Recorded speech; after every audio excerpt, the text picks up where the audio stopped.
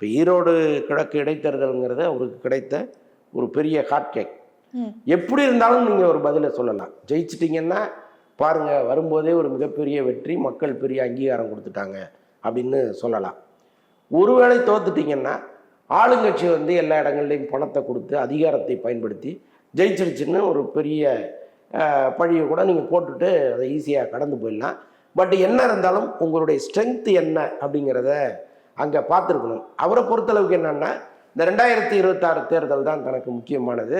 இன்னொன்று, பெரிய கூட்டமாக வரும் பொழுது சின்ன சின்ன தவறுகளோ குறைகளோ இருந்ததுன்னா அது பெருசாக பேசப்படாது அப்படின்னு நினைக்கிறாரு. ஏன்னா இப்போ இந்த படத்தில் இந்த தேர்தலில் எப்படி இருந்தாலும் ஒரு தோல்வி அடைவாருங்கிறது தெரியும், எல்லாருமே கணிக்கப்பட்டது தான். ஏன்னா இப்போ ஒரு இடைத்தேர்தல் நடக்கும் பொழுது மொத்த அரசு அதிகாரமும் அங்கே வந்து குவிஞ்சிடும்.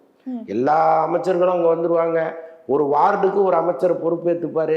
எல்லாருக்கும் என்னென்ன கொடுக்கணுமோ எல்லாத்தையும் கொடுத்துருவாங்க. ஏற்கனவே ஒரு இடைத்தேர்தல் நடக்கும்போது எல்லாரையும் கொண்டு போய் கல்யாண மண்டபத்தில் அடைச்சி வச்சு அவங்கள நேராக ஓட்டு சாவடிக்கு தான் கூப்பிட்டு வந்தாங்க. நடுவில் வந்து அங்கேயே படம் போட்டு, டிவியை வச்சு, படத்தை போட்டு, சாப்பாடை போட்டு, தூங்க வச்சு, என்ன கேட்டாங்களோ எல்லாத்தையும் கொடுத்து நேராக ஓட்டு சாவடிக்கு வந்து ஓட்டு போட வச்சாங்க.